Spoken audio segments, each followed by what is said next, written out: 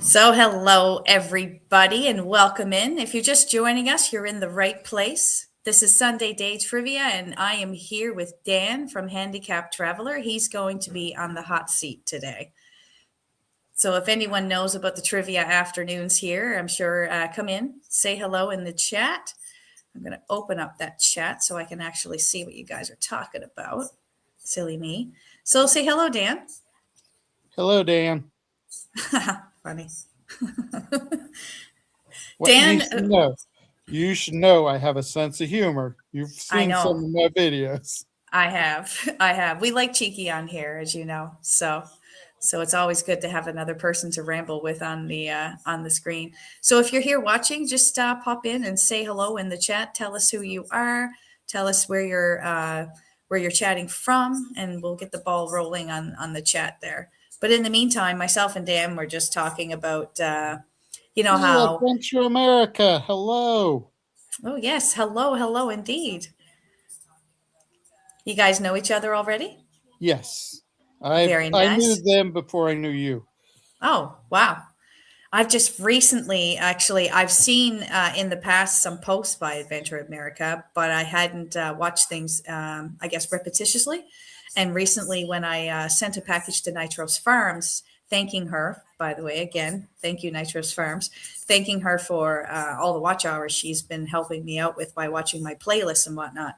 When she posted it, Adventure America reached out to me and has been helping me in the same way. So, definitely shout out to Adventure America as well. Thank you so much.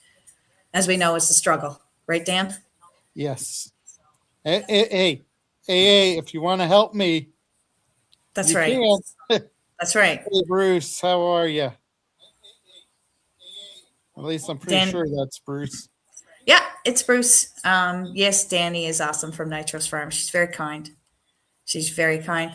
So, Adventure America, what's your first name again? I'm sorry. And the second question to you is are you going to be participating in the trivia today? I'll put you down on the board so we can start putting you in to tally points. So basically, for those who have, hey Troy, it's good to see your first name. That's right. You always say your name in your. Recently, I've been watching Troy's long-term videos, Dan, and he's got some pretty interesting ones for sure. You should actually, you two, I'm sure, are interested in each other's pages because you have similar content sometimes. Yeah. Of course, he's down in Texas, I believe, and I'm up way north. Yeah, we're not that far away from each other, actually, Dan. Now, which lake are you on? Probably Ontario, right? Well, I'm Pembroke, right? So I'm more south. When I did a Google search, it's near Ottawa. Yeah. Where I'm We've got the on, we've got the Ottawa River. okay. Now I'm on Lake Erie, so Troy says he's from Corpus Christi, Texas. yeah. Corpus And Christi, Texas. I have to apologize, Troy. I know I haven't been around your place. I just can't keep up with everybody. It's tough. And I have more that I need to do. I used to be able to spend more time on YouTube, but now that it's just me, I need to get other stuff done too. Yeah. And we also need to take time for ourselves, right? We need to be able to live life instead of behind a camera all the time. So, and I think that's understandable as well. Like, there's lots of moments that I have in my life where I would think to myself, like, oh, I should get my camera. But I knew if I got up and got the camera, by the time I get back, I would have missed the moment. So sometimes it's good to just switch it off and enjoy life. Yeah. Of course, for me, YouTube has helped too because I'm talking, or not necessarily talking, but I'm interacting with other people. So now that I'm all alone, it's not always the easiest. No, it can't. It can't be. Especially when you want to go out and do fresh new things, right? It's always nice to have someone to share that with so I can understand the connection with YouTube. Similar to myself, I think it's probably similar to everybody who's on here right now. I know Bruce has been watching my channel for a couple of years. He's been one of my one of my closest subscribers, and it's meant the world to me.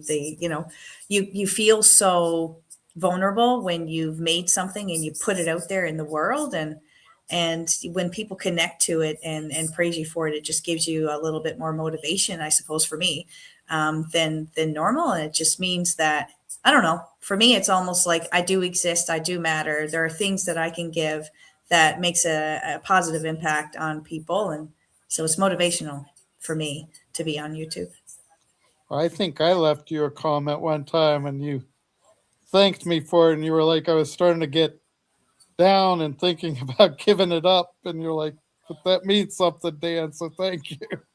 And I was like, well, it's true. But I love dogs. So, Yeah. And it did. I remember those moments, like, as we said with everybody here, it's been an up and down progress when it comes to posts. Like one day you might get 1,000 views on one thing, and then the next day you'll get maybe 20. And it's just that wild roller coaster that YouTube algorithm puts us through. But there's always one, Dan. If there's one person that watched what you did, that's what matters.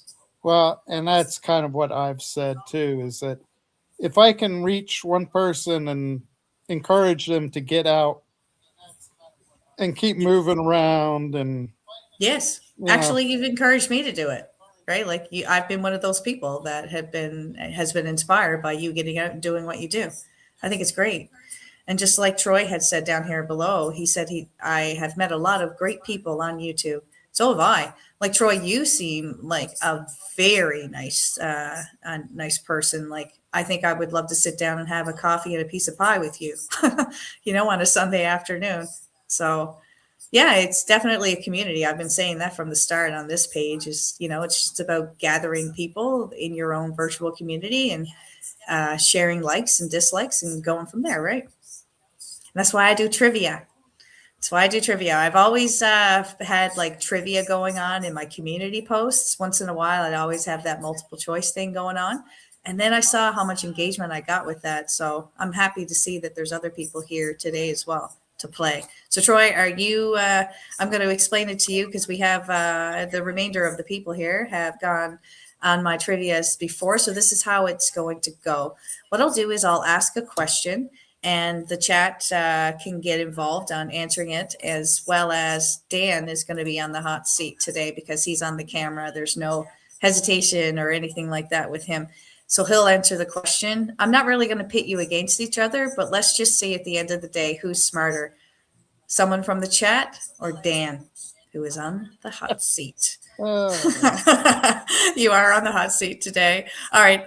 I think we've got a good group in here now. So do you want to start kicking it off? let's do it. Perfect. Tonight we've got 3 categories.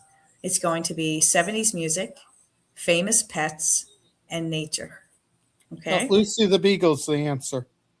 Lucy the Beagle. All right. We'll see if one of those is in there. Adventures America knew me when Lucy was a big part, when Lucy and Kathy were big parts. Oh, I think wow. you actually met me after. Yes, I did. Yeah. Yes, I did. I met you, I'd say, about a year or so ago. Okay, well Yeah. then Kathy and Lucy were still around a year ago. Okay. Because Okay. Lucy went over the rainbow in March and then Kathy passed in June. That was when I was on tour in like overseas. So not much is remembered from those time frames. Yeah. I usually try to move on and switch off, just like you said, right? Move on, switch off. Okay, so what I'll do is I'll kick off with the first category. I have a friend of mine that is he's in a band, and he said he wasn't able to make it throughout the entire chat today. However, he was able to make it maybe at the beginning. I haven't seen him say hello here, but I did say that I would put his favorite category first, so he'd have a chance at it, which is music. So guys, this is music category from the 70s, okay? First question. Which band released the album Rumors in 1977? I Messed Up, Just hold on a minute. I made the questions and then I made a key, but I didn't merge them together, and I have it here now, which is wonderful. So I just for you, Troy, I typically like to copy paste it into the chat, and then oh, Dwayne is here. Excellent, Dwayne, you Be got here careful, just in time. yeah. Be careful driving, Dwayne. Is he still driving? Yeah, I He told him says that he's driving, so. Dwayne was out in our hometown, and he's got a cabin out in our hometown. Him and his fiancee Jocelyn were out there for the weekend, which is nice. So Hello, the options are. Rugarama. I don't know how to pronounce that. I'll let you pronounce it, Holly. Rude Garami, Garami. I'd say Rude Garami. 6738 says Fleetwood Mac. This is the gentleman that I was talking about. I'm going to continue calling you Rude, by the way. I actually have a multiple choice option here, guys. So, which band released the album Rumors in 1977? The options are, for those who haven't answered yet. Dwayne and Rude are right. Yeah, so you're going to go with Fleetwood Mac as well? Mm-hmm. So which band released the album Rumors in 1977? The options are Fleetwood Mac, Eagles, Led Zeppelin, and the Rolling Stones. Primarily right now, I'd say everyone, Dan, has said Fleetwood Mac, wouldn't you say? So far. Yeah. Has Troy put an answer in here? Not yet. Okay. Okay. Well, and neither did Bruce, actually. yeah, Bruce said hello to Dwayne. That's a British band. At least I think Is it a British band? I think they were. I'm sure David will correct me if I'm wrong. Yeah. He'll get us mostly on the other categories. The music part here, I don't know if he knows as much data about. We'll see. He'll probably use the excuse it was way before his time. Oh, Troy says he did answer. I missed where he answered. I thought he had as well. That's all good. I thought he had as well. There it is. Yeah, I knew I saw that. And I knew Bruce had as well. Perfect. Well, you guys, guess what? We've swept the board today. It is indeed Fleetwood Mac. Rumors became one of the best-selling albums ever, fueled by breakup drama and brutally honest songwriting. So there you go. Good job, everyone.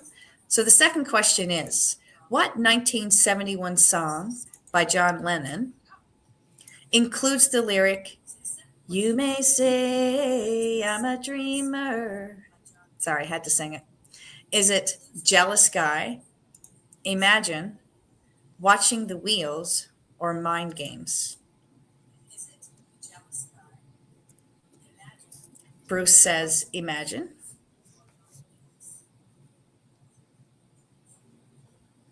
Rude says Imagine. Dave says Imagine. And they are right. Troy says Imagine. And you say Imagine as well, Dan? Mm-hmm. All right, cool. I think I'm waiting for one more answer from Dwayne, but again, I know that Jocelyn is answering for him, so that's not such a bad thing. There he is, Dwayne with Imagine. All right, guys. Well, that's 2 for 2 for everyone. Imagine is the correct answer. The song became an anthem for peace and one of Lennon's most enduring solo works. So there you go. You've got 2 for 2. Good job. So is it that we're all showing our age here, or or we just know the classics, right? Like these are all classics for sure. Anybody who doesn't, even young kids, I'm sure it's been remixed a million times, would know some of this. Okay, so you ready for the next question? Next question is, which artist was known as the Boss during the 1970s? Was it Billy Joel, Bob Seger, Bruce Springsteen, or Tom Petty? Bruce? All right, Dan says Bruce Springsteen. So does Troy. I didn't even have to think about that one. Yeah. Yep. Bruce Springsteen. Rude says Springsteen. Dave says Tony Danza. Hold me closer, Tiny Danza. Springsteen. Dwayne says Springsteen as well. Okay. Dwayne says And Springsteen, and he's still the boss. Do you yeah, think so, Dan? yes. And Weird Al sang Born in East LA. So Rude says, good one, Dave. Dave says, thank you. All right. So the answer is definitely Bruce Springsteen. Again, that's 3 for 3 for everyone here. That's awesome, except for Dave. It was not Tony Danza. I know it's Nathan. I just like calling you rude. Nathan came in and said, it's Nathan. Bruce says, Tony Danza, Taxi, and Who's the Boss? Tony Danza. Yeah, I think wasn't he in some sort of or was he a boxer in Who's the Boss? That's probably what I was thinking of. He was boxer definitely in Taxi. Yeah, that's the Tony Danza I'm thinking of right now. So Bruce Springsteen, absolutely, it was correct. The nickname came from the marathon live shows and blue collar storytelling. So there you go. A little fact about that nickname. So everybody's doing really well. Dave is down by 1, but everybody is neck to neck. So the next question is, what band released Staying Alive in 1977? Which band released Staying Alive in 1977? Was it Casey and the Sunshine Band, the Bee Gees, Earth, Wind and Fire, or the Jackson 5? Staying alive. Stay alive, stay alive. Okay, Bruce says the Bee Gees. Dave says the Bee Gees. Troy says the Bee Gees. And Dan, I believe you said the Bee Gees. Yes. Nathan said the Bee Gees. Dwayne says the Bee Gees. That's everyone. Yes, it is. Okay, guys. Well, there you go. 4 for 4, except for Dave. He says Dave says disco isn't music, though. It all depends. Dave's too young. That's true. He's not into it like we are. The answer is absolutely, everyone. It's the Bee Gees. The song became iconic through Saturday Night Fever. If everyone remembers that movie. Barbarino. Yes. Also known as John Travolta. Exactly. Barbarino. Oh, see, I don't know if you ever saw Welcome Back, Carter. John Travolta was Barbarino on that. He was, yes. Welcome back. All right. Well, I mean, excellent job, everybody. Dave still sticks to his guns there, and he says, strap up your roller skates. It's true. John Travolta was a big roller skater. Not a roller skater. Yeah, roller skates. For sure. Nathan says Fleetwood Mac was originally British, so he agrees with you, Dan. A blues band led by Peter Green. I wasn't sure about that one. Thanks, Nathan. And Dave says that John Travolta was also in The Boy in the Bubble. I'm not quite sure about that one. Yes. We'll have to find out. He was. There you go. Okay, so the next question. Which artist released I Will Survive in 1978? Was it Donna Summer, Diana Ross, Gloria Gaynor, or Cher?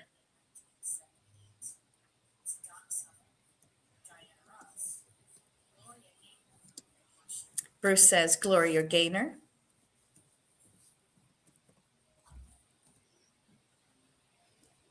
Nathan says Donna Summers. Troy says Gloria Gaynor. What do you say, Dan? Well, since Gloria Gaynor got 2 votes, I'm going to go with that. You're To going to be go honest, with the crowd? I don't remember her. Okay. Dave says he's guessing Donna Summer. It's disco again. And he slapped his head. That is Sorry, true. these are all tailored to you, Mr. Dave. We're doing 70s. If it's not your jam, it's not your jam. It's all good. So far, you're doing all right, though. It's not like you're like dead last, but you are, but not by much. Like if we were playing crib, you're not like skunked right now, Dave. It's okay to be a little behind. To be a little behind. All right. I don't know if I've gotten everybody here. Nathan, I believe I have you here, right? Great Gainer. And Dwayne says Donna Summer. Okay, that was the last one I was looking to get in there. All right. So, Dan, you went with Gainer? Yes. Okay. Dan went with the crowd. The majority of the crowd, anyways, was correct. It is Gloria Gaynor. Gloria Gaynor, a global anthem of resilience and independence. I Will Survive. Done in 1978, incidentally, the year I was born. So, congrats to everyone who got that correct. You're young, Holly. I am young. I feel young. Definitely. I feel young. Bruce says, Donna Summer, I feel love. Dave says, I've never heard the name. The song is bigger than the artist. Yeah, I know the song. I honestly didn't remember her either. I had to look her up because I honestly thought it was Diana Ross when I was doing the key. Anyways, it is a global anthem of resilience and independence. So there you go. There you go. Okay, so moving on to the very next question. Next question is, I like this one, Dwayne. I think you'll appreciate that I asked this question. Approximately how many weeks did the dark side of the Approximately how many weeks did Dark Side of the Moon remain on the Billboard 200 charts? Was it about 150 weeks, 300 weeks, 500 weeks, or over 700 weeks?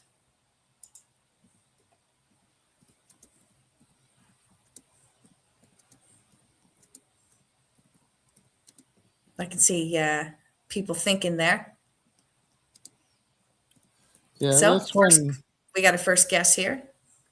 Ooh, both are saying as easy. nope.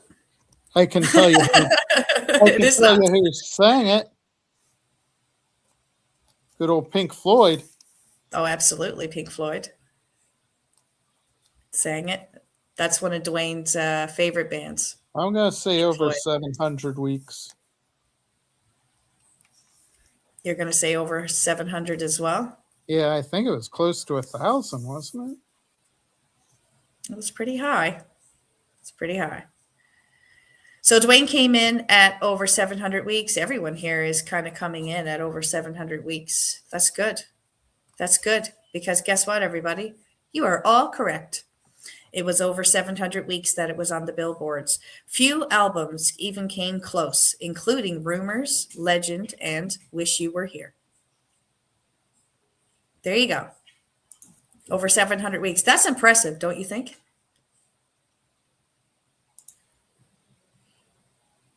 700 weeks is a long time. Absolutely. Like, think about it. It's like 52 weeks out of the year. That's a long stretch. Pink Floyd wasn't disco, David.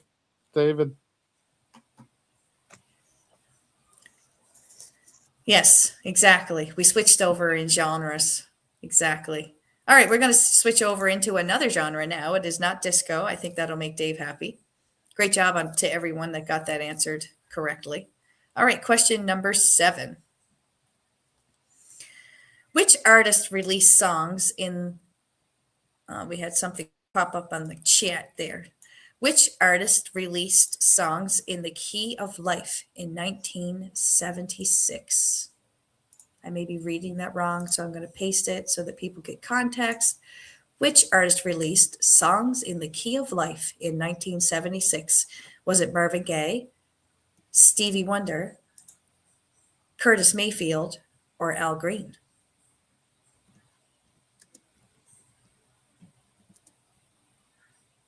Which artist released songs in the key of life in 1976? Dave comes in first with Marvin Gaye. I like some of Marvin Gaye's music. He's good to chill with. Stevie Wonder's good too. Which artist released songs in the key of life in 1976? Bruce Stevie comes in with Wonder. Stevie Wonder. Yeah. Dwayne is coming in as Al Green. We're missing Nathan. I think we've got everybody here. Here he is. Nathan says Marvin Gaye. Okay, we have everybody. So what's your final answer there, Dan? Oh, Stevie Wonder. You're going to go with Stevie Wonder? You are absolutely correct. Those who answered Stevie Wonder, which was Troy and Bruce, you get a point. Anybody else that I'm missing? No, I am not. So it is Stevie Wonder, so widely regarded as his masterpiece and a Grammy Album of the Year winner for I this. get a point too. Yep, I got you on the board, my friend. Got you on the board. All right, good job, everybody. All right, so we're starting to see a little bit of distancing between competitors here. It's this is good. All right, so moving on to question 8. How did I see that? All right, which Steely Dan song critiques youth optimism? I'm going to paste this one on the board. Paste it. Okay, so your options are: which Steely Dan song critiques youthful optimism? Reeling in the Years, Dirty Work, Do It Again, Ricky, Don't Lose That Number. Ricky, don't lose that number. So which Steely Dan song critiques youthful optimism? Reeling in the Years, Dirty Work, Do It Again, Ricky, Don't Lose That Number. David has come in, and Dave's first guess at it is Reeling in the Years. Troy says the same thing, Reeling in the Years, and Dwayne says the same thing at Reeling in the Years. Yeah. Same with Nathan. He says Reeling in the Years as well. So what's your final answer there, Dan? Oh, the same. The reeling in the years. Reeling in the Years. And Bruce came in with Ricky, Don't Lose That Number. Okay, I think we have everybody on the board, and the official answer is Reeling in the Years is the correct answer. It is an upbeat sound with deeply cynical lyrics. Reeling in the Years. Does anybody here know that song? I know it. I can hear it in my head. But how does it go? Dan, do you know? You want to sing for us? That one. You don't want to sing for us? That's too bad. Oh, I'll sing, but I don't know the words. Yeah, it's been a long time since I heard that one. Yeah, me too. Right, I've sort of got it in my head because I listened to it yesterday, but I listened to a bunch of other music yesterday as well. Okay, there you go. And Bruce doesn't know the song on the top of his head either. So well, I guess that's why you didn't get it right, I suppose. Right? It's the other way of putting it. Okay, so next question, everybody. Which artist? Did we get Dwayne's response in there before I moved on? Before I go any. Okay, he said this. He said the reeling in the years. Perfect. Which artist released "Exile on Main Street" in 1972? Was it the Rolling Stones, The Who, Creedence Clearwater Revival, or Leonard Skinner?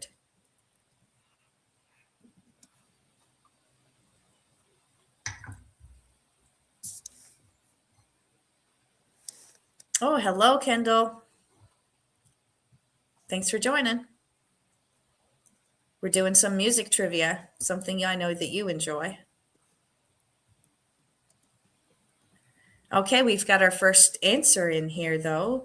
Nathan says the Stones, and so does Dave.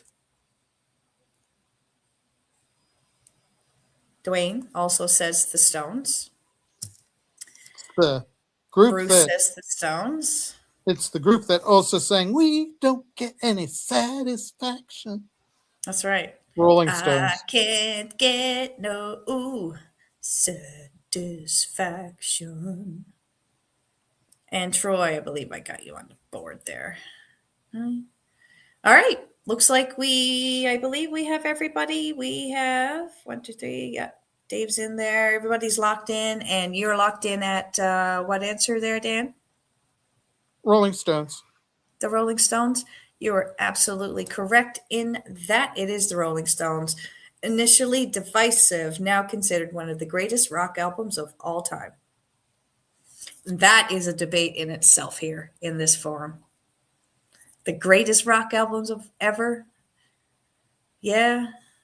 I like the Rolling Stones. So, and I've seen them twice live.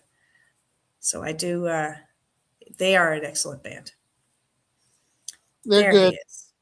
There's some others that I might debate, but yeah.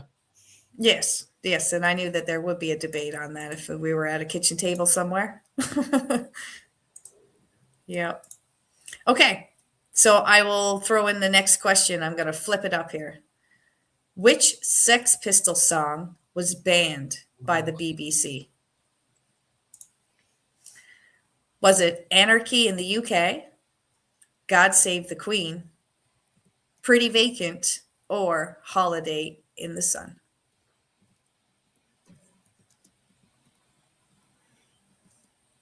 Which Sex Pistol song was banned by the BBC? Dave's come in with the first answer. Submit it, and he says God Save the Queen. Spelled it weird, but we all know what he meant. That was what I was going to guess was God Save the King. Nathan says the same Queen, thing. not King, Queen. Bruce says God Save the Queen. Troy says Anarchy in the UK. Looks like we got 2. Yeah, we've got 1, 2, 3, 4. Dwayne says God Save the Queen as well. All right, what you doing? What you doing, Dan? What's your final I answer? said God Save the Queen. God Save the Queen. All right. Well, guys, the actual answer is God Save the Queen. It was banned during Queen Elizabeth II's Silver Jubilee. We weren't allowed to play it anywhere, so the BBC had it blocked during that Jubilee time frame. You know that Interesting, eh? you're like 2 questions behind on the screen here. Am I? Yes. It's just silly me. I'll fix that right now. I've been, I guess I didn't hit, what do you call it? Send. That's kind of a good thing. All right. All right. So the next question. It's cutting into something I don't want you guys to see. There we go. What inspired Bridge Over Troubled Water? I'm going to say A since you put the answer up.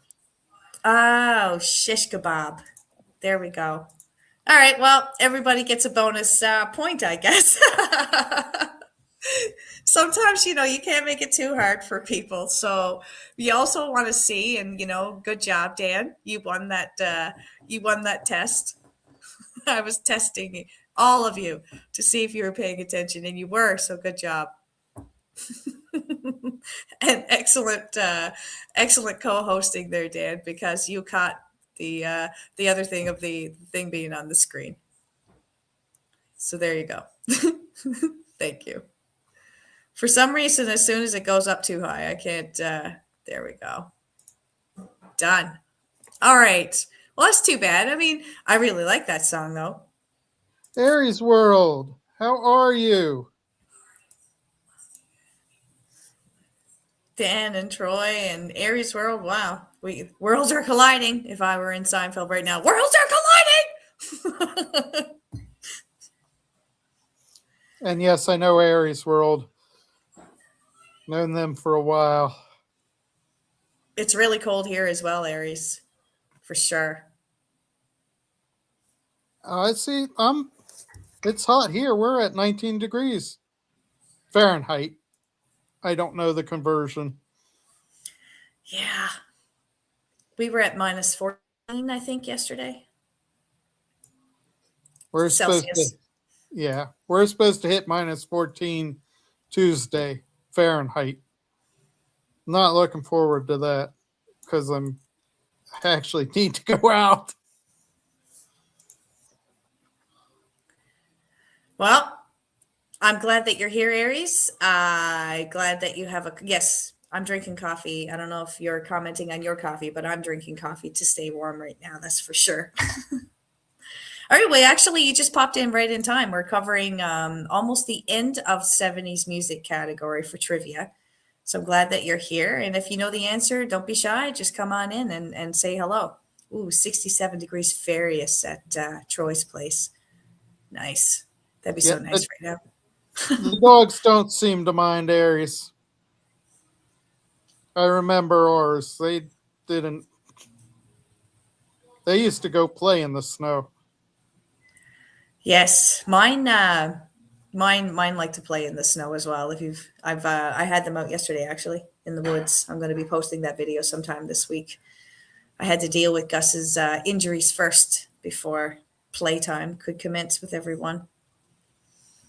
But yes, I know that his dog is not shy of any terrain. To be honest, and I'm glad that we're enjoying a coffee together. Cheers. So I'll ask the next 70s themed question. Here we go. Let me see if I'm back on track here. I'm only showing the current question. Correct, Dan, my Yep. co-driver? Excellent. Yes. Which Led Zeppelin album includes Black Dog and Stairway to Heaven? Is it Led Zeppelin 2, 3, 4, or Houses of the Holy? So which Led Zeppelin album correction includes Black Dog and Stairway to Heaven?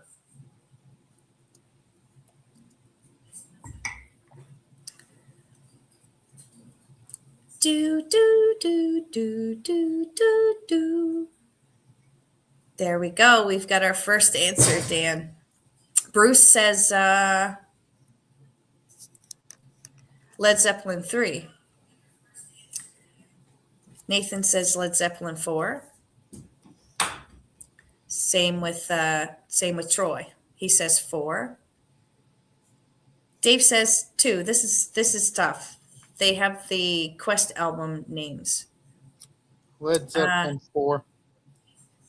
And Dwayne says 4 as well. So you're going to go with Led Zeppelin 4? Yes. Very well. We've got any more answers coming in here. Barry is great at trivia. That's what Troy says. Barry is great at trivia. Let's see. We knew what you meant, Dave. I just like pointing it out that you make grammatical errors, mistakes, because you do me. Nothing more, nothing less. So the question was, which Led Zeppelin album includes Black Dog and Stairway to Heaven? The correct answer is Led Zeppelin 4. So Led Zeppelin 4, officially untitled, universally named, as you can tell. So there you go. It includes Black Dog and Stairway to Heaven. So if you guys are looking for the album that has Stairway to Heaven to it, there you go. You now know that it's Led Zeppelin 4. So great job, everybody, on that one who got it correct. All right, so we're going to move on to the next question. Who had the hit American Pie?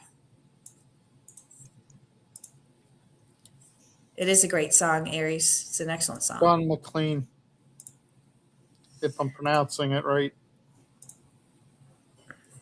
Well, let's find out. Let's see what the chat says. Who had the hit American Pie? Was it Jim Crush, Don McLean, Cat Stevens, or James Taylor? Dan says Don McLean. So does Troy. Dwayne says same, Don McLean. Dave says the same thing with Don McLean. Wow, they're sweeping the board here. Nathan also says Don McLean. The day the music died. Yes.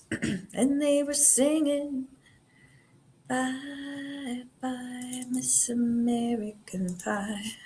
I'm sure that's a song. Ready to the levee and the wait. The levee went dry. Those good old boys are We're drinking drinking whiskey and whiskey and rye, rye, singing this. singing "This'll be the day the music stops." There we go. I knew that we would get you ripping out a song during this chat. All right, guys, I think we've gotten all the answers in. The question was, who had the hit American Pie? The choices were Jim Croce, Don McLean, Cat Stevens, or James Taylor. And the correct answer is Don McLean. You guys swept the board with that one. It was a reflection of rock history and cultural change. So there you go. Great job, everyone. Didn't he write that for the when who were the four musicians that died in that airplane wreck? Oh, yes. Dwayne would probably know that one of what that song was written from, for sure. I believe we're in Dwayne's best category. I think we're in Bruce's best category here as well. I think everybody here, this is kind of our jam, which is good. That's why I chose it. Except David. Not the yeah. But he's more of an acoustic 80s, 90s kind of guy. He plays acoustic guitar. Troy says Buddy Holly, Ricky There we Valentine, go. The Big Bumper, John Denver. Yeah, but the three of them, yeah.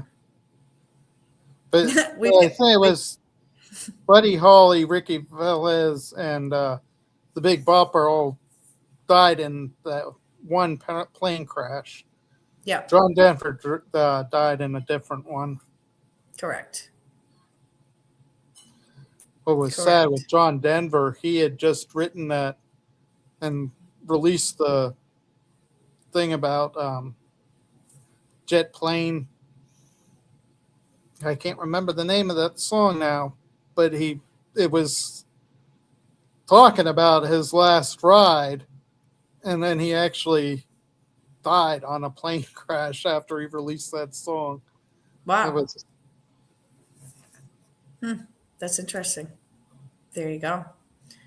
Dwayne says it relates to Buddy Holly, the Big Bopper, and Ricky's death in a plane crash. I should have an airplane category. I should, actually. You're right. Like disastrous ways rock stars have died trivia. We'd be here all night.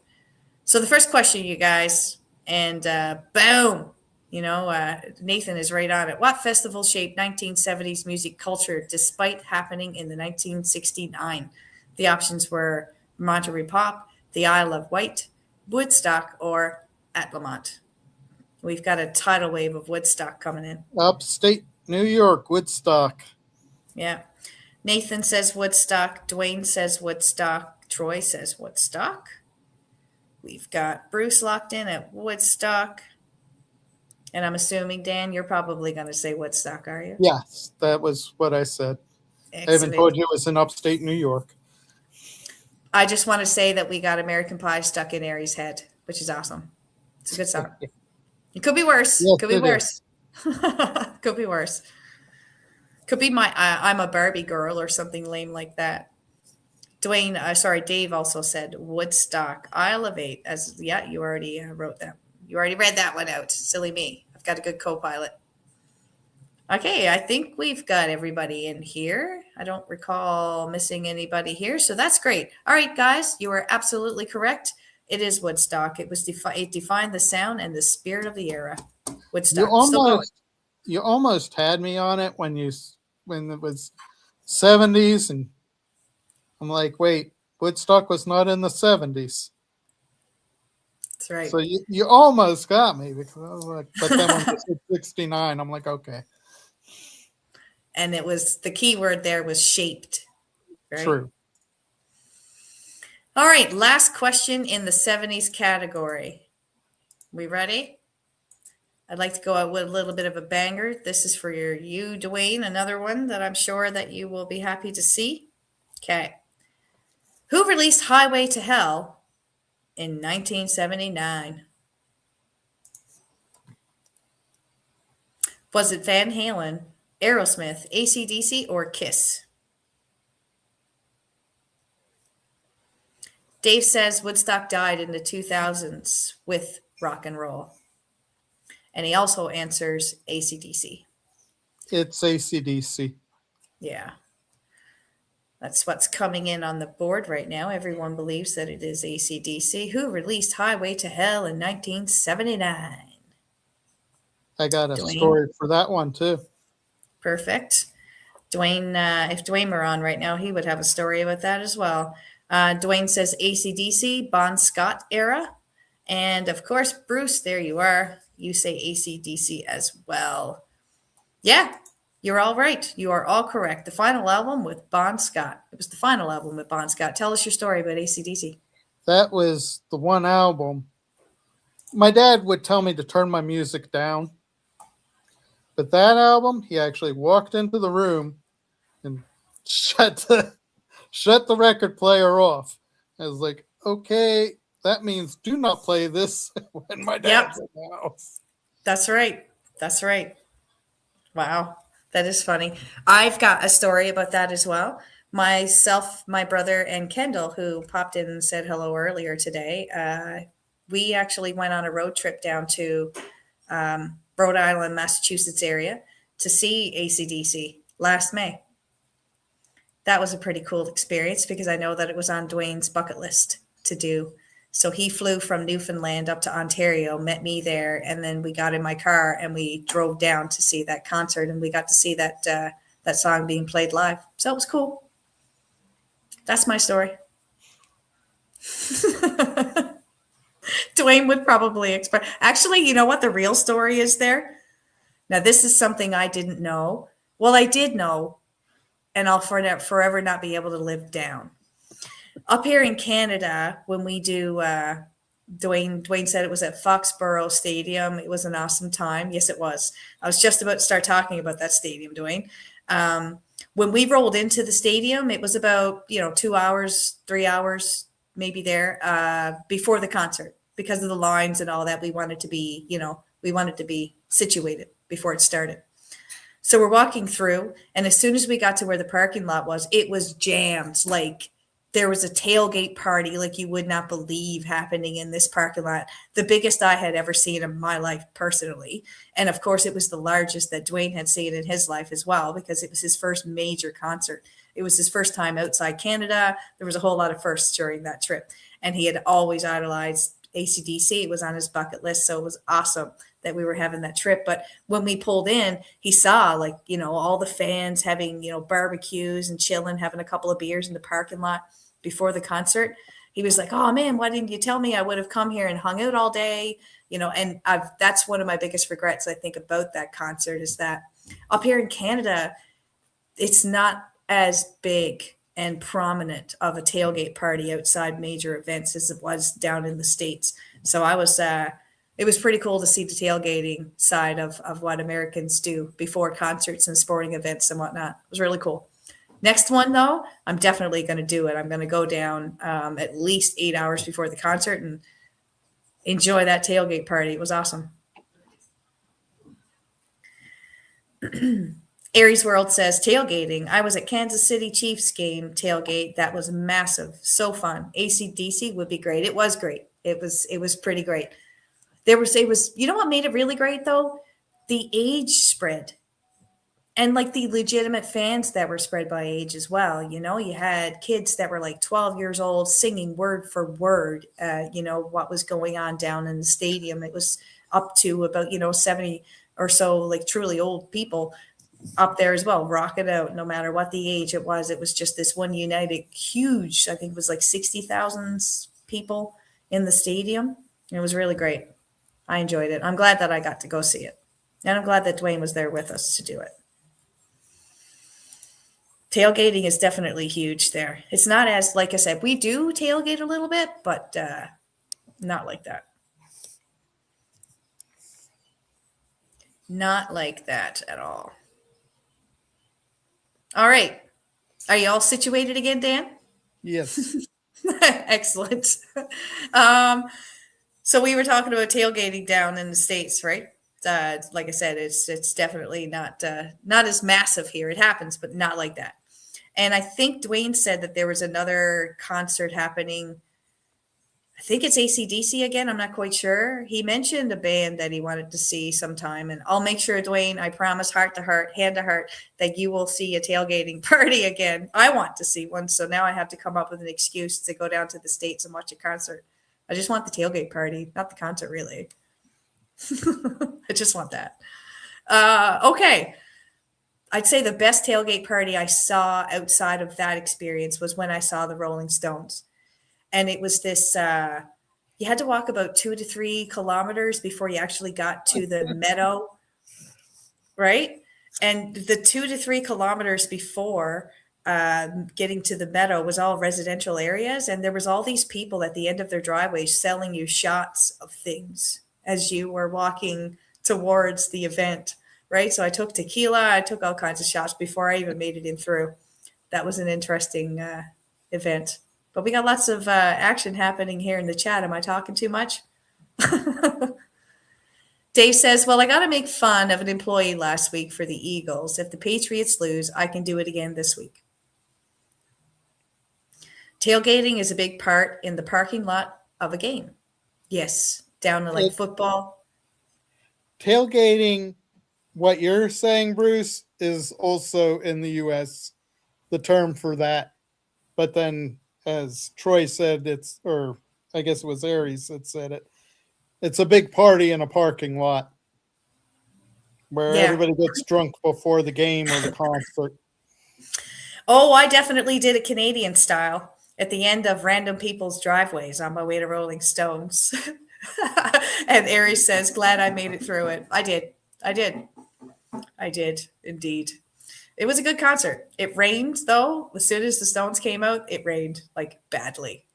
We were poured on. Yeah. But it was still good. It was a warm rain. It's pretty much a States thing, Bruce, especially before football games. Yeah. Definitely. They do it with baseball also, but for the most part, it's the football games. Oh, yeah. Football is. Oh, it says my battery saver is on. Did someone have the audacity to unplug my laptop, everybody? Terrible. I'll be right back, okay? I got to go get my charger. Sorry, guys. And then we'll transition into the famous pets. Famous pets category. I'll be right back. So I guess that means I get to lead the chat here.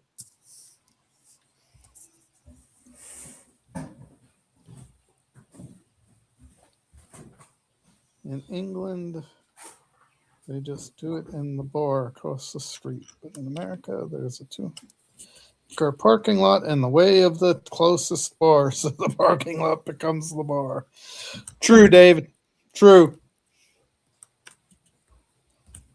Dave is there. Yeah, I can talk. Dave is sabotaging the quiz. But believe it or not, even though I'm an U.S. citizen and have been since birth, I have never been to a tailgating party. No, you haven't been? Nope. Like I said, we experienced that. I've walked through, I've always been too shy to stop. Like you just expect that nobody wants you to walk towards them, so you just don't. That's one of the reasons why I haven't been part of a tailgating party. I was too shy. But like Dwayne said earlier, we'll make our own tailgate party when we go to see AC/DC again. So that's great. Great. Okay, so I'm scrolling down into the next category here. Did I miss anything? No.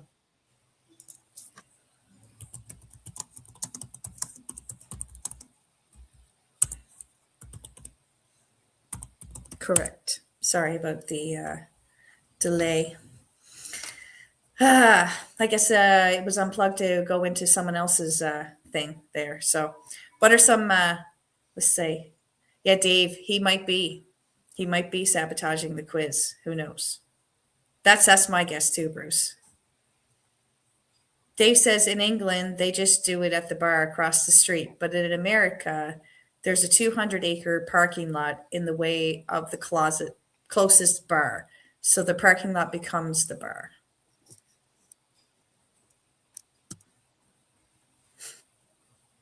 All right. Finally, it loaded here. What am I missing? You're chuckling. Aries, gotta watch out for scavengers coming by to eat all your food. That's what I'm talking about. I would be the scavenger in that situation, right? If I'm just approaching, random, I don't know though. I'm usually a pretty smiley, jovial person. I'm sure most people wouldn't see me as a threat.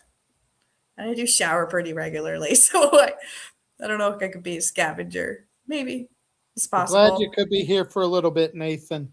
Yeah, definitely, Nathan. Go enjoy the jam. So Nathan is part of a band, and he's going to go practice today. So thanks for coming in and seeing the first part of the quiz. That's why we put the music first in, so that Nathan could be part of this, the first part of it. But thanks for coming in, bud. Have a great day. All right, let's move on. We're going to move into famous pets. Famous pets. Okay, the first question is, what was the name of the president, Franklin D. Roosevelt? Correction. What was the name of the president's Franklin D. Roosevelt Scottish Terrier? Was it Scotty, Fala, Teddy, or Winston?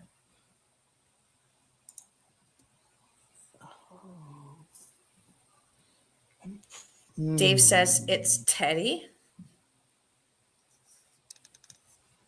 This is a hard one. What was the name of President Franklin D. Roosevelt's Scottish Terrier? Bruce says Fala. And Bruce would be correct. It's Fala.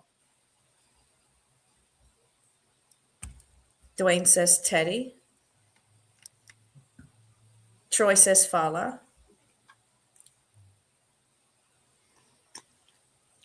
Okay, so far, all right. Excellent. You're in. She says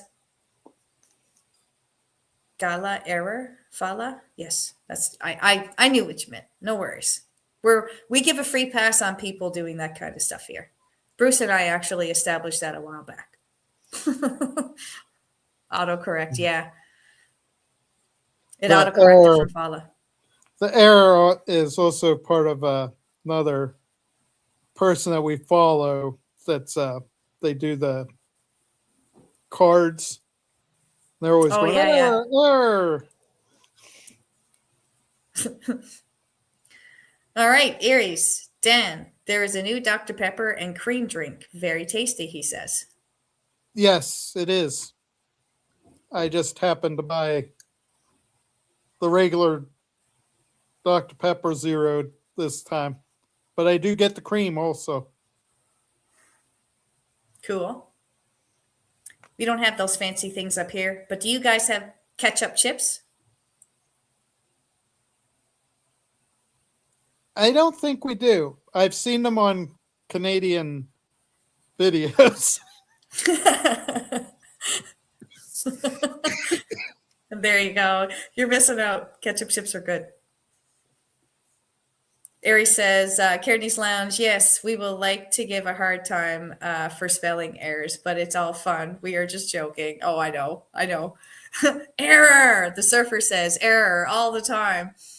Oh, you tried ketchup chips? I like ketchup chips. I think they're very tasty. This is what Aries World says. And Troy says he has not seen ketchup chips. Aries says, we've received a Canada snack box and there was ketchup chips inside. Oh, yes. Oh, yes. Those are my faves. Or one of my favorites. Did you have a video about it, Aries? Yes. I think there was a mail day post. That's probably where I saw it. Yeah. Could be. It's a small world out there. Yeah. There you go. Yeah. So they did. I think that it was on your video that I saw at Aries World, the ketchup chips. Yep. Okay. So the question was, and I was keeping track, thank goodness. I think, yeah, Aries. Aries said I did once upon a time in a snack crate box. Nice. So the question was, everybody, what was the name of the President Franklin D. Roosevelt Scottish Terrier? And the correct answer was Fala. So famous, he received fan mail and attended public events. Fala. So it was Fala. Oh wait, we're not I on have, yeah, music it's like, I anymore. have scars. I have scars from that song. People sing it to me every year.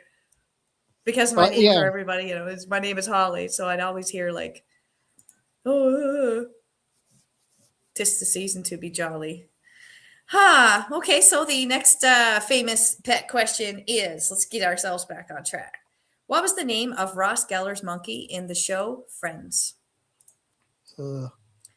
Was it Caesar, Marcel, Bobo, or Louie?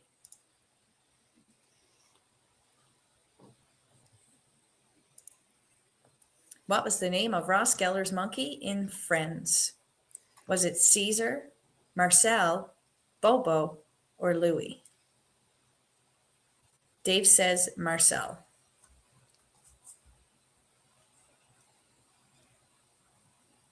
What was the name of Ross Geller's monkey in Friends?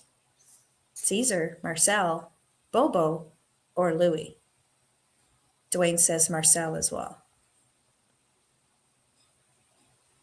You've never seen an episode. Bruce just confesses he has never seen an episode. Troy, I got you down for Marcel as well. I'm going to say Marcel since everybody else did. And Bruce said, you never missed anything. He's never seen an episode and he guesses Louie. Bruce, you should check that out. It's on Netflix. I don't know if it's on UK Netflix, but it's definitely there. I thought it was an okay show. How about everybody else out here? You didn't like Friends? All right. Were you a Seinfeld fan? Because they were kind of competing with each other there. I did like Seinfeld, but Friends, yeah. Yeah, okay. I guess you will not be there for them. I'll be there for you, except for Dan. I'll be there for you, except for Dan. Sorry, guys. Breaking out in random song is one of the hazards of this page. And Bruce says, I've done it too, so it's all good. It's all good. Bruce says, like Dream On by the Same People. Liked Dream On by the Same People. I've given it a 5 out of 10, Dwayne says. Dwayne gives the show Friends a 5 out of 10. And that is it's a great song. And, I can't even listen to that song on the radio without thinking of the show, Friends. It's just like the season finale of Seinfeld, where they had Green Day playing. I can't listen to that song anymore without visualizing Elaine and them being in jail. I just can't. It's just there now, permanently etched into my brain. All right. Getting back to the chat, I guess. Great song, great show, Friends. That's what Aries World says. And they also say, I break out in song all the time. That's good. That's good. I'm constantly doing it. I'm trying to teach Sam right now how to ball dance with me. That'll be fun. We'll see. I like to do a little bit of dancing with Sammy Amy. And you answered with Marcel. Good. You put me back on track. It's fun to have on in the background. Any episode pops up, I will watch. Perfect. Yeah, see, same for me. I tune in whenever it's there. I don't seek it out anymore, but I do tune in.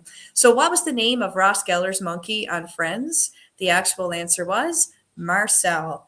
It appeared in early seasons and became iconic. I always wanted a monkey because of Marcel. That's for sure. Would you have a pet monkey, Dan? If you could? No. Not in any way, shape? No wild animals for me. But they wouldn't be wild. It would be yours, just like a pet, just like a puppy or anything else. You know what my secret freaking animal is that I'd love to have?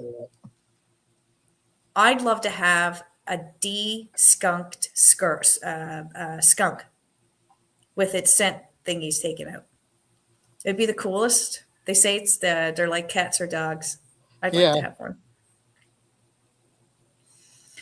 Aries, before I move on to question number 3, I'm going to read out what Aries said. She said, dancing is fun too. I dance with my girls all the time. Hadley is in competition dance. Ava is in show choir. That's awesome, actually. I always wanted to take dance lessons myself. I think it's just like I'm more of a shower singer than I am an outside singer most days. I'm just kind of coming out of my shell here online. What a great time. Okay, so the question that we're going to pose next is, what type of animal was Hedwig in Harry Potter? What type of animal was Hedwig in Harry Potter? Let's see if we have any Harry Potter fans here. I'm sure Dave is going to bash Harry Potter. I expect that. But the remainder of the people here, what type of animal was Hedwig in Harry Potter?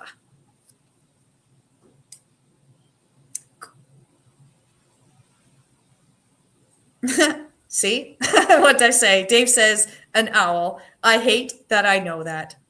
Yeah. Well, I'm the gonna options. guess, Yeah. I'm Go going to ahead. guess a snowy owl. Yeah.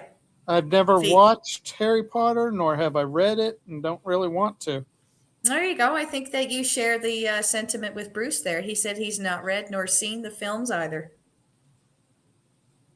Everybody here is flowing in with Snow Owl, though. We've got Troy. We've got Dave. Bruce hasn't read it, but he guesses Snow Owl. Awesome. I think I have everyone locked in here, and you're saying Snow. Which owl did you say, Dan? Snow, because of the commercials. Cool. Everybody here is absolutely correct. It symbolizes Harry's connection to the wizardry world, the Snow Owl. Yes, I have seen the series. I was on one of my tours actually when I watched that series. It's not something I would watch purposely, but when you're absolutely bored and you have limited resources, you watch what you watch. And that was one of them that they had DVDs for in the library. Aries says, my name is Chris. Perfect. Thank you so much, Chris. I was going to ask, but then I was like, I don't know if I've passed too much time now. Is it rude to ask now? Like I've interacted already with you like 80 times and what do I do? But you just made this less awkward. So that's good. Thanks, Chris. Putting you down on the board. It helps me too, because even though I've heard it, I forget. I have, so if anybody here who doesn't know, but my full-time job is with the Canadian military. And of course, when we're in uniform, we wear a name tag across our chest that has our name on it. So I've lost that skill over the years of being able to remember everyone's names because I've gotten so used to having the name in front of me, right? Where it's like right on their shirt, everyone. So yeah, I'm terrible for it. But thank you, Chris. I appreciate that. I'd rather be more personable than not. That's for sure. Yeah, I am with the Canadian Army.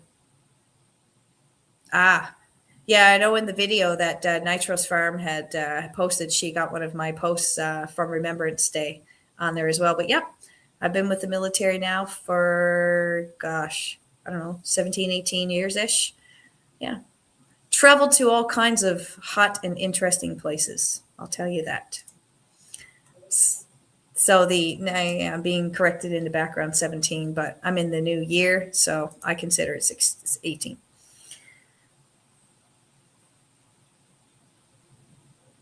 And I do not use my married name. Actually, Bruce, there's a fact that you might not even know about me.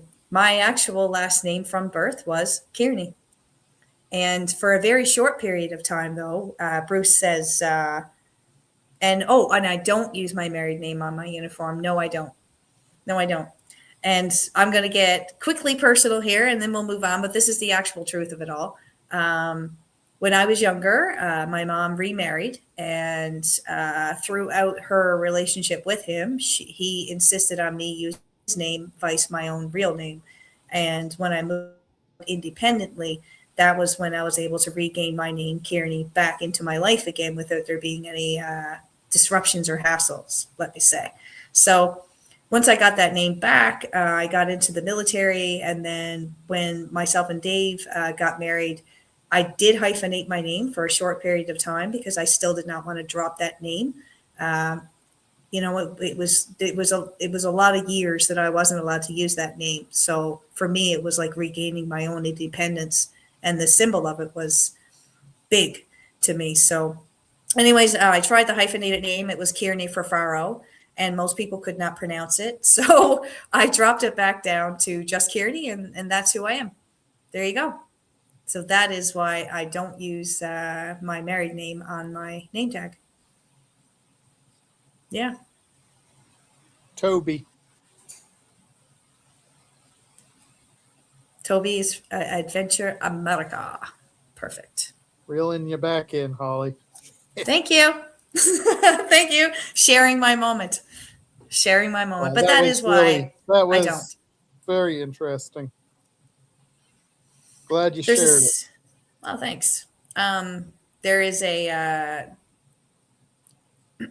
sorry, this yeah, I just had to skip a beat there. It is important to me.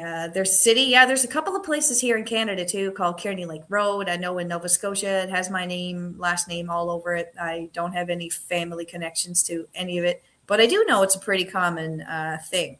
It's Irish, right? So there was a bunch of headstones when I was going through Ireland that had my last name on them too. So that was cool. So you Irish and Italian. That's quite a mixture. I'll tell you, when there's arguments in this house, the dogs run. We're both very headstrong individuals. And we approach things differently, though. Like I believe, this is my opinion. I approach things from an empathetic, bigger picture point of view, and he is very in the moment person, right? So this usually me reeling him back at that point. It's like, no, you don't know this, you don't know that. Yeah. So that's that. Okay, so let's move on to the next question with you guys. What dog helped Sherlock Holmes track suspects in The Sign of Four? I said Toby. Oh, I already put It's it like up there. Good for me. Troy said Toby. Okay. Troy says Toby. You've got the points there. Dan. Anybody else say Toby? Bruce Bruce. did. Yeah. Bruce did. I see the mixture in between here. Dwayne as well. Perfect.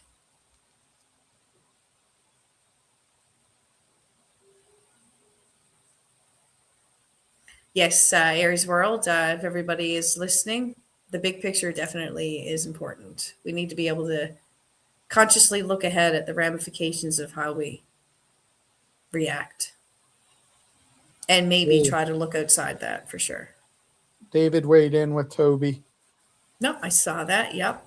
Got you down on the board. All right. I think that was everyone. Yes. Okay. Perfect, guys. You know what? You swept the board. It is Toby, a lesser known literary pet used for scent tracking. So there I you believe go. it was a spaniel. Yes, most likely a retriever of some sort. So the next one, this one's a cartoon question. Which cartoon cat is famous for chasing Jerry?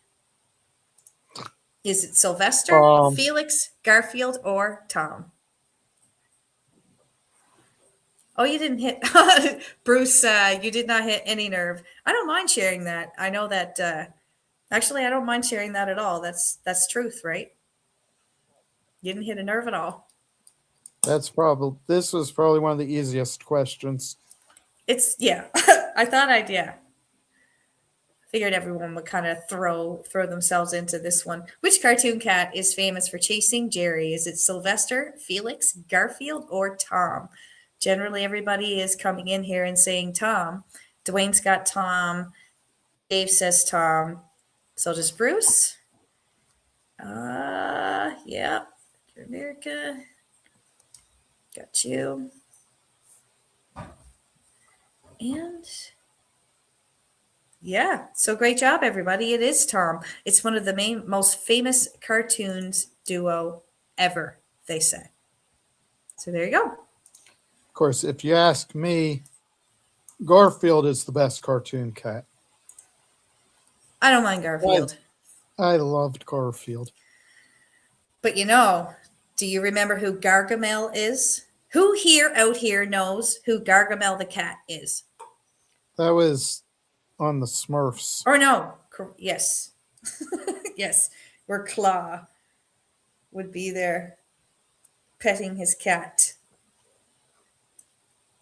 I used to like those parts of the Smurfs when the cat would show. Believe it or not. All right, so the next question, everybody. What was the name of Elvis Presley's pet chimpanzee?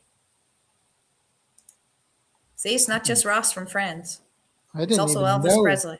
Well, Michael Jackson had one too. I didn't Yeah. realize Elvis did. Yeah, he sure So I did. have no clue. Is it Charlie, Sam, Scatter, or Max?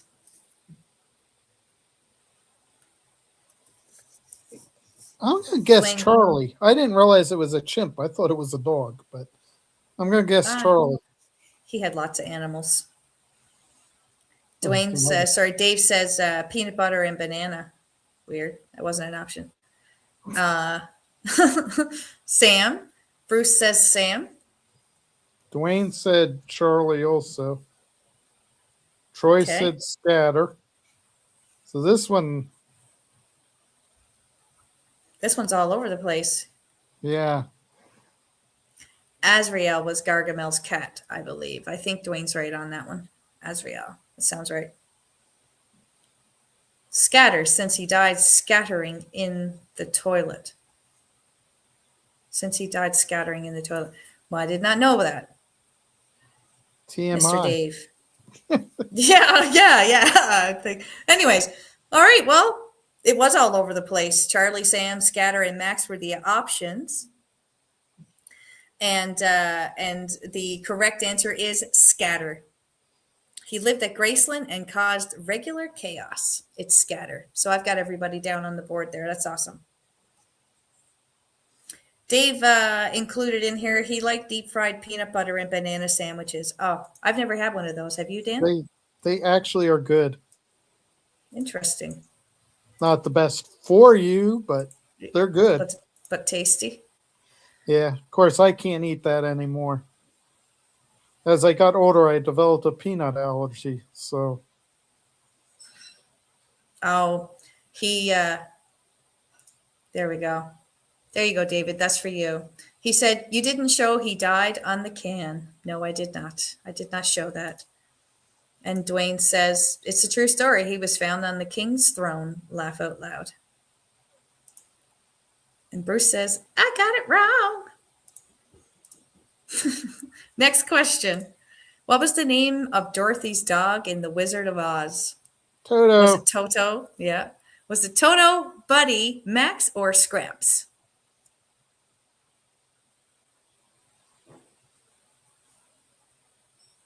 I think we already have Dan's answer there, and Toto from Troy, Toto from Bruce. Who else is going to pipe in here? Of course, Dwayne says the same. There's a movie that if anybody has never seen, I would be surprised. Yeah.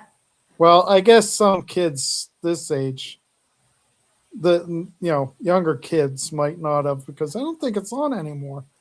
It used to be on every year. Yeah, you're right. Actually, I used to be able to see it anytime I turn on the TV around the holiday period or whatnot, or Easter. Yeah. But no, I haven't seen it. I haven't seen it in a while. I have the books, though. I have the original books, too. I found them at a vintage store. I was pretty stoked about that. I was pretty stoked. Toto is also, yes, Dave, definitely a good band as well. Another band I actually did get to see in person was Toto, and it was just a freak accident, too. It was this East Coast Canadian band that was playing at this small thing, and some people had asked me to go. I was like, yeah, sure. And then when I got there, I saw a Toto shirt sitting at a merch stand, and I was like, I look at my friends, I'm like, oh my god, like, is Toto playing here tonight? And they were like, oh yeah, I think that's the main headline, and they were so indifferent about it though. And I was like, are you kidding? Like, this is Toto. They had never heard of Toto before. I couldn't believe it. Anyways, as a result, I did get a t-shirt and I got to see Toto, which is also the correct answer of the last question. It's Toto. It was portrayed by a Cairn Terrier. So it was a little terrier, Mr. Toto. I did not know that, Bruce. I wonder if any of them got sick from it. Oh, I bet they did. Bruce said they used asbestos for snow on the film. Yeah, I bet they did get sick from that. Jeepers creepers. All right. Next question, everybody. What animal starred alongside Jim Carrey in Ace Ventura: Pet Detective? Was it a dolphin, a raccoon, a bat, or a penguin? Oh, What animal starred alongside Jim Carrey in Ace Ventura: Pet Detective? been quite a while since I've seen that movie. Oh, yeah. And I've seen it several times, but it's been a while. Dolphin, raccoon, a bat, or a penguin? All right. First answer in was raccoon. I'm going to go with Troy. I couldn't decide between raccoon and penguin, so. That's a funny movie, Bruce. I actually legitimately do recommend you watch that movie. I found it Yeah, funny. it's a good movie. I just haven't seen it in quite a while. I think I might actually have it on DVD. I might dig it out tonight. Yeah, you should. It's a good movie.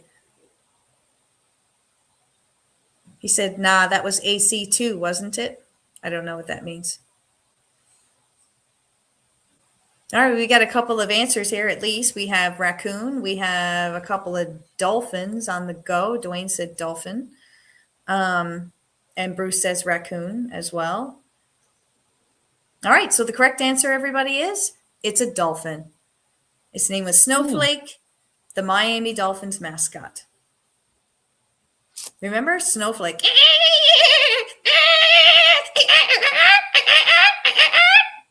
He did that scene. It was Snowflake. I'm hearing, yeah. Sorry about the bad impression of the dolphin there, everybody. See, he apologizes as well. So we'll move on from that one. The thing is, you can be imitating Snowflake, Flipper. That was a multi-imitation. Yes, it was. It was the full package of large fish. This is what I think all large fish sound like. I'm not the only one that remembers Flipper, am I? I really vaguely remember it, but I know it was a killer whale, right? Yeah. No, it was a dolphin. Oh, Flipper. Yes, that's right. I was thinking of the other one, the killer whale one, where it was in captivity and its poor little fin was all turned over, and then it leapt over the rock wall to freedom. That was Willie, Free Willie. Ah, yes, Free Willie. Yeah, Free Willie. We're getting a lot of people on Aries. I did not forget, Toby. Sorry, Chris. I didn't forget your answer. I've got you down on the board. Jessica Alba, baby. Yeah, in Free Willy. David is referring to Jessica Alba from that movie. Yeah. Oh, and they say they love Flipper. I love the. Oh, you liked my impression? Perfect. I might put that in my little tickle trunk, like the dress up, Mr. Dress Up would say, and I'll use that another day. Yeah, I will. It's all good. I have a very soon. Oh, he's got a basketball game to go to pretty soon. Well, I really appreciate you being here. That's for sure. All right. Go Hadley's team. Next question, everybody. What kind of cat was Grumpy Cat? And you know what? I was going to wear my Grumpy Cat t-shirt today. Dang it. Missed opportunities. So the options were Persian, Ragdoll, a mixed domestic breed, or a Scottish Fold. What kind of cat was Grumpy Cat? He has never heard of it. It was this, it's a pop generational thing. It's on social media. It had its own website, but this cat had like a deformity, dwarfism to its face, and it looked just permanently grumpy all the time. It was a huge social media sensation. Tartar sauce is a mixed cat. Mixed breed, rather. A mixed breed one. And his real name is Tartar sauce. Interesting. That's a good fact. Good luck on the game, Chris. They say, not heard of it. Bruce says, Dave says a Persian. Aries again says Persian, and Dwayne said Persian. Dan, you are correct. Mixed breed domestic was the correct answer. And Troy, you got that in just in time, just before I read out the answer. So good job on you. And Bruce, sorry. I saw those two pop up just as I was answering. All right, so that is... Never Pardon? got Grumpy Cat. I never got the popular. Never got into it. Yeah. I found the T-shirt at a Value Village at a thrift store, so I absolutely bought it and I treasure it. I love it. Yes, and Bruce, actually, myself and Dan were speaking just before the live, and I had said that he's not by the way, he also is not a cat person. Dan isn't. So, and I told him at that time that you weren't as well. So you guys are kindred spirits when it comes to cats, for sure. All right, so here's one. What breed is Frank in Men in Black? What breed is Frank in Men in Black? Is he a pug, a bulldog, a beagle, or a Boston Terrier?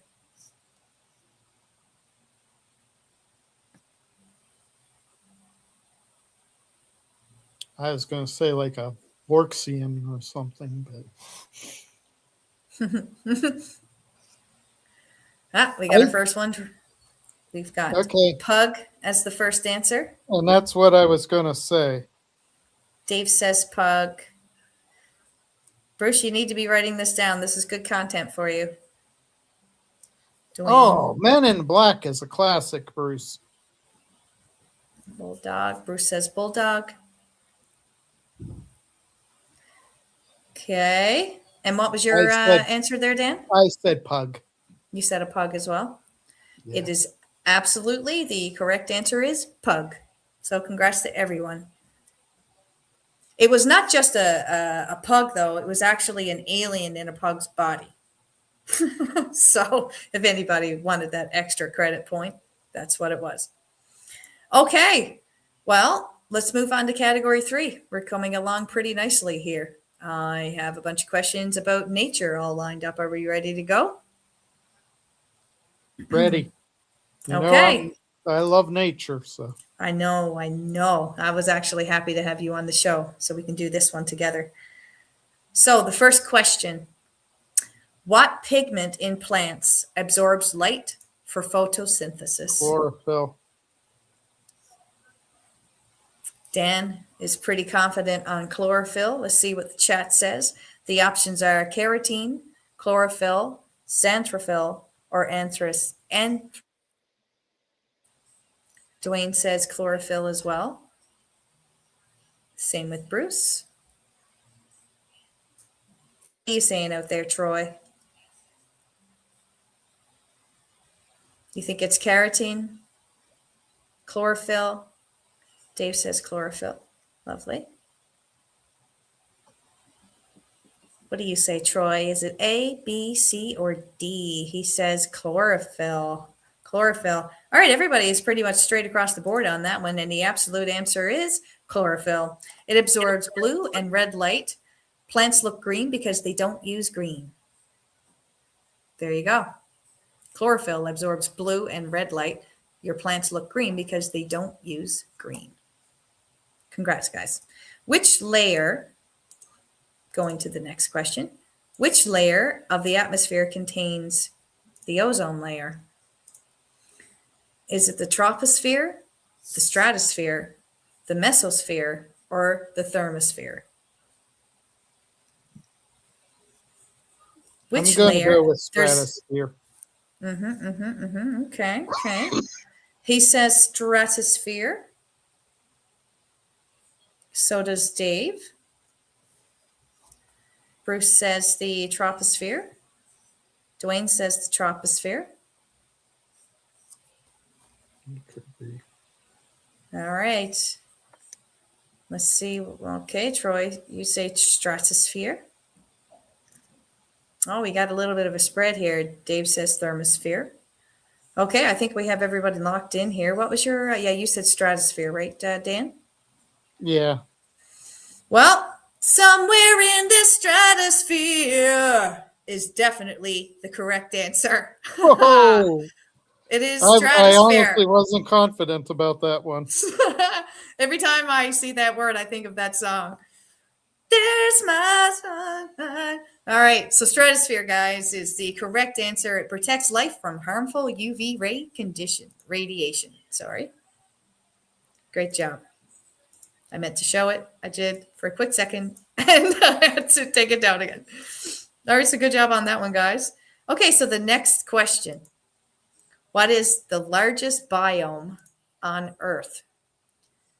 Is it desert, the rainforest, taiga, or the ocean?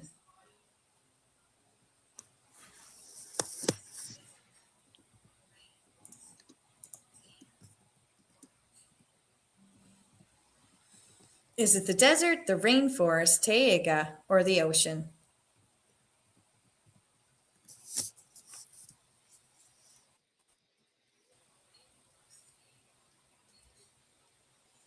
Okay, we got some answers coming in, and they're all pretty Rainforest. consistent. You say rainforest? Mm-hmm. Okay, Oh, wait. all right. Ocean Adventure No, America it's says, Taiga. Troy says ocean. Pardon, you say It's what? the Oh, the Taiga, taiga.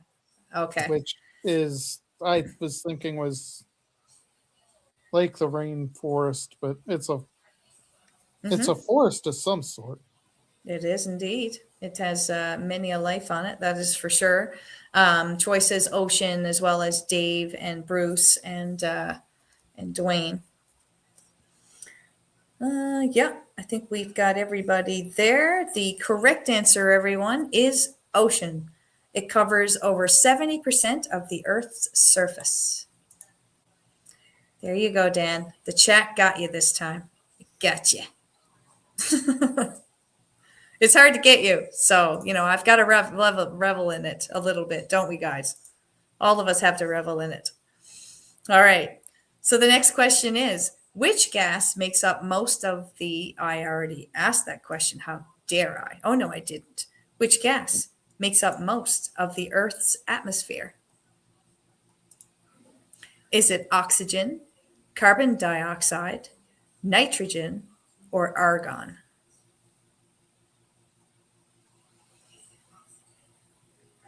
Which gas makes up most of the Earth's atmosphere?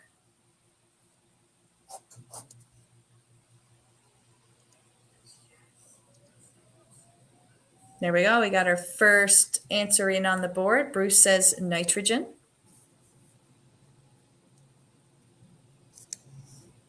Dave gives like exact measurements, which is nitrogen at 78%, oxygen 21, argon 0.9, and 0.01 other. Dwayne says carbon dioxide. Troy said nitrogen. Dave says nitrogen. I said nitrogen. I don't know if you say nitrogen as well. I did not, but thank you very much. I think we have everyone in here too. We got a mixed bag on the answers. The correct answer is nitrogen. About 78% of the atmosphere is made up of nitrogen. There you go. Question number 4. All right, moving on. Question number 5. Animals that regulate their own body temperature is called what? Is it ectothermic, endothermic, amphibious, or homeostatic? I'm guessing B and endothermic. Okay, you're going to go in with endothermic. Dave agrees with you at endothermic. He says endothermic. Excuse me. Bless you. Bless you. All right, what do you guys think? Is it A, B, C, or D? Troy says endo. Dwayne says endo.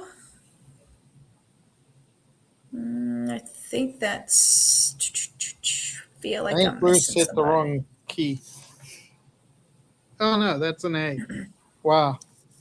I had to get it closer to me. It looked like an O to me. Oh, yeah. Yeah, I can see that. Bruce says ecto. All right. So we've got everybody in on the board. The actual answer is endo. It is B, endothermic. Mammals and birds generate internal heat. There you go. There's your answer.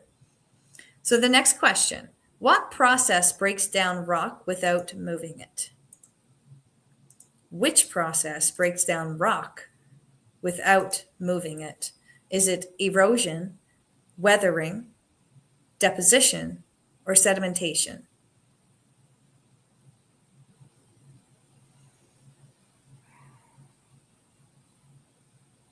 Erosion, weathering, deposition, or sedimentation? We've got some answers coming in. Troy says erosion. Dave says erosion. Dwayne says erosion. I'm thinking erosion, but that can also move the rocks, I think.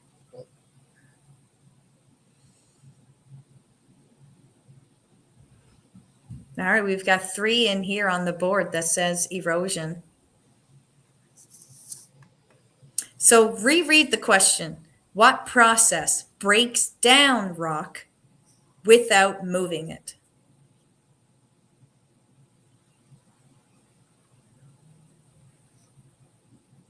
Erosion, weathering, deposition, or sedimentation?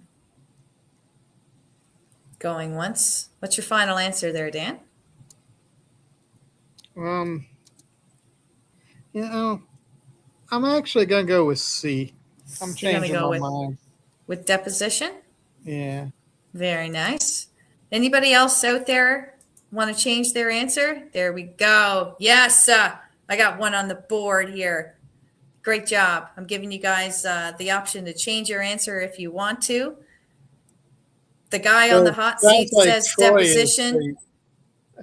The guy on the hot seat says deposition. We've got Troy here saying weathering, and the remainder are saying erosion.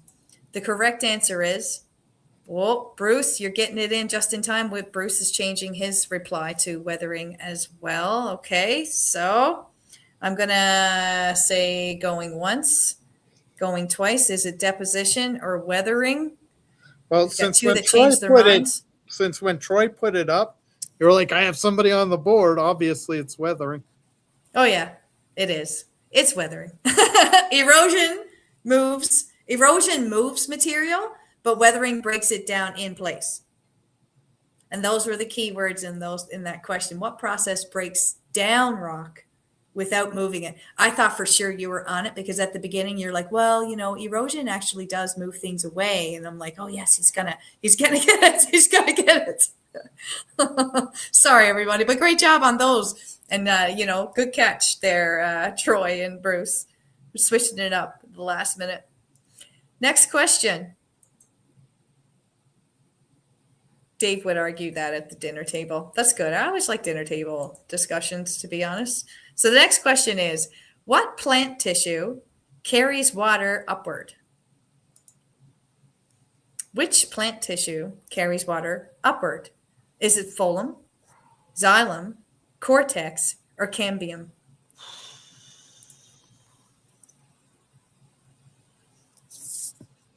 These are tough plant questions today, Dan. Well, yeah, it's been so long since I took biology. Dave came in with an answer, though, to help us out. Dave says it's xylem, and Bruce says that it's phloem. Troy says xylem. Yeah, that's the two that I've been debating between. Dwayne's guessing at xylem as well.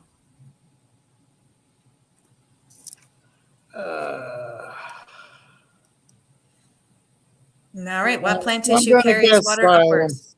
Xylem? All right. Yeah. Everyone who guesses xylem is absolutely correct. It is xylem. It moves water from the roots to the leaves. Is the A Fulham downward? Yes. Okay. Because There as you I go. You said, learned. I was debating between the two of them. That's why I had them placed strategically next to one another. All right. So trees that lose leaves seasonally are called what? Deciduous. Evergreen, coniferous, deciduous, as Dan said, or perennial. You know that coniferous and evergreen are the same, right?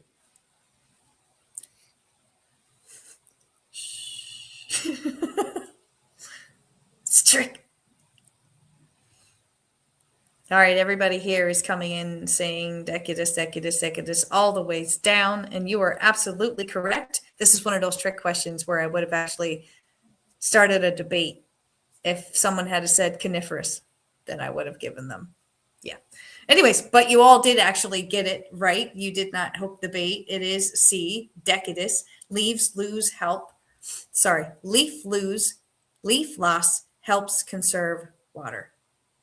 And sometimes leaf loss actually is a sign of overwatering. Wouldn't you agree, Dan?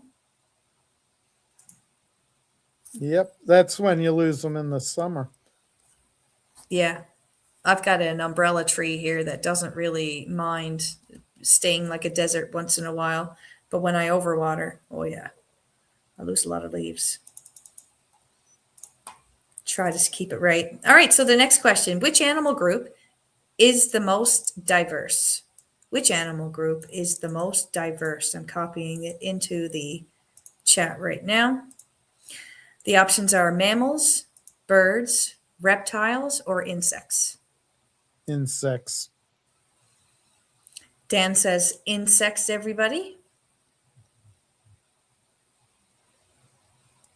Deciduous.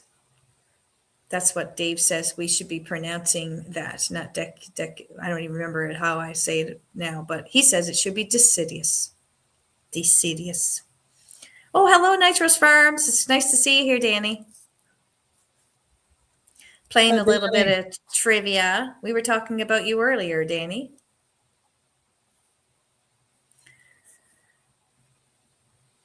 Dan, I would have to say that we are getting a pretty big consensus across the board here. Which animal group is the most diverse? Mammals, birds, reptiles, and insects. And generally, everybody is coming in here and saying insects. So, everybody, you are correct.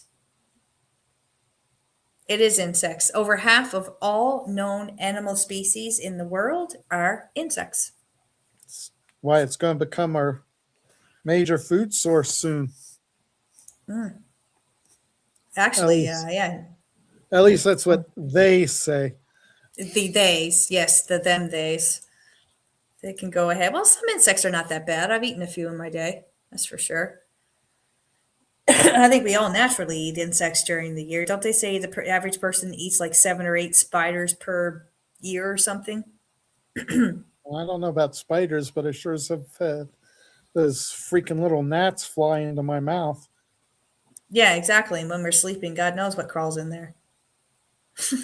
Not that if anybody out there is afraid, like, don't get insomnia because you're afraid of a spider. But yeah, a lot of things happen when we're unconscious. That's for sure. Dave says that's a myth, a massive myth, not a fact. What Yeah, about the nitros. spiders? Yeah, yeah. I would say it's true for like if you include all bugs, like because mosquitoes, for instance, I've swallowed a few, like you said, mosquitoes. It's the worst feeling, especially when you don't have something to drink and you're just there coughing. I hate it. Anyhow, Hey, the one of my videos, I had the bug fly up my nose.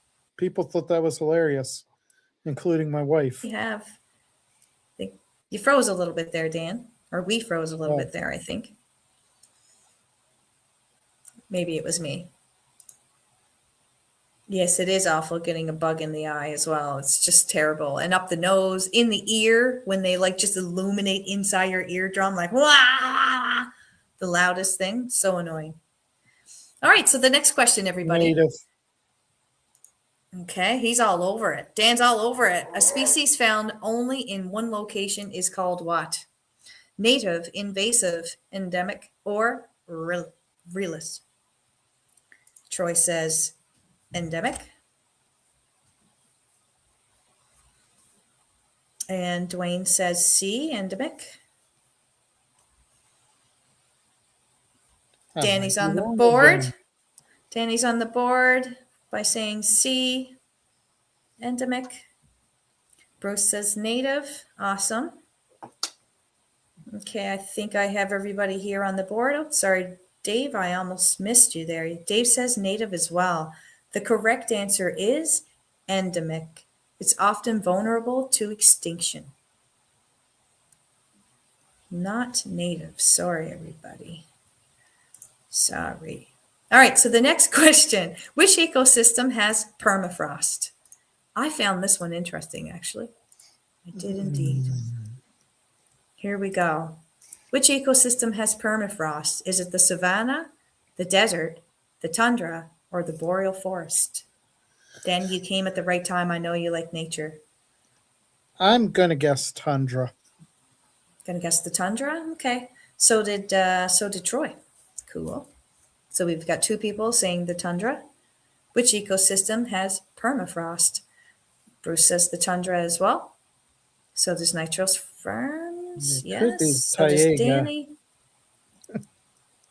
Could be. Could be. You mentioned this earlier. Yeah. But I'm going to stick with tundra. You're going to stick with the tundra? Okay. Still waiting on Dwayne. Dwayne says the tundra as well. That's cool. All right. I think I have it again, Holly. That's all good. Which ecosystem has permafrost, Dan? He says tundra. The chat generally says tundra. And the actual answer is the tundra. Frozen ground limits plant growth. So that's why the tundra has such interesting foliage. All stunted and stuff. Question. I find it amazing Learned something actually through where you can find life. And you are frozen, Holly. There you go. I was just saying my camera looks frozen. Not sure if it is or isn't. All right. So the next question, you guys. How do honeybees communicate food locations? How do honeybees communicate food locations to their little friends? Is it through pheromones, wing vibration, the waggle dance, or the sound? I have to say waggle dance just because I love that answer, even though I know it's wrong. Nitros, pheromones. Danny says pheromones.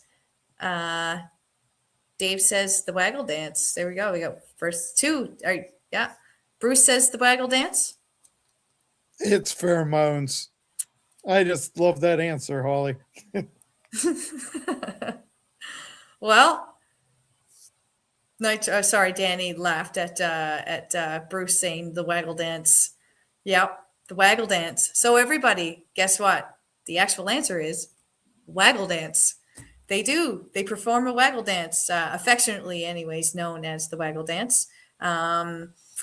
The angle shows direction relative to the sun. The length shows the distance. Intensity shows the quality. And bees can fly straight to the food that they've never even seen. So if they sense any of these three things, like the length of the sound and the distance, the intensity and whatnot, all is centralized in, and it's called the waggle dance. That's how they know that they can travel long distances and know that they're going to something really good through the waggle dance. I don't know why there isn't a song and or a cartoon that has the waggle dance in it. I have no idea. I need to see a waggle dance on video. I do too. I did actually look it up. It was pretty neat. The waggle dance. There you go. So bees have the waggle dance. It's like a GPS for them. It's pretty cool. The waggle dance. Great job, everybody. Dave said he would have also accepted pheromones, but the most correct answer is the waggle dance. I'm glad, Troy, I'm glad that you enjoyed that. Yeah, it really is. It's called the waggle dance. You guys should look it up. It is. It really is. So there, I'm very happy to say that you guys have learned something new today, and it made you smile while doing so. My purpose has been achieved today. Next question. What causes ocean tides? Is it the wind, the Earth's rotation, the moon's gravity, or solar radiation? The moon's gravity. The moon's gravity is what Dan's going with, everybody. How about you guys? Bruce agrees with you. He's saying the moon's gravity. Same with Troy.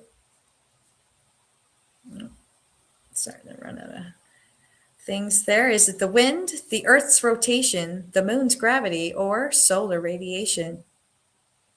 We've got 3 on the board. Oh, Dave just came in and said that it was the moon as well. Danny, she said, I'd say C, but cheating off Troy's test. Oh, you're going with Troy on that one. That's no, there's no shame in it. That's what Dan's here for, right? Like Dan can also, he can have his hunches, but he can use the chat to kind of come up with his own answer. And you guys are helping him out here. So that's good. Dwayne says the moon as well.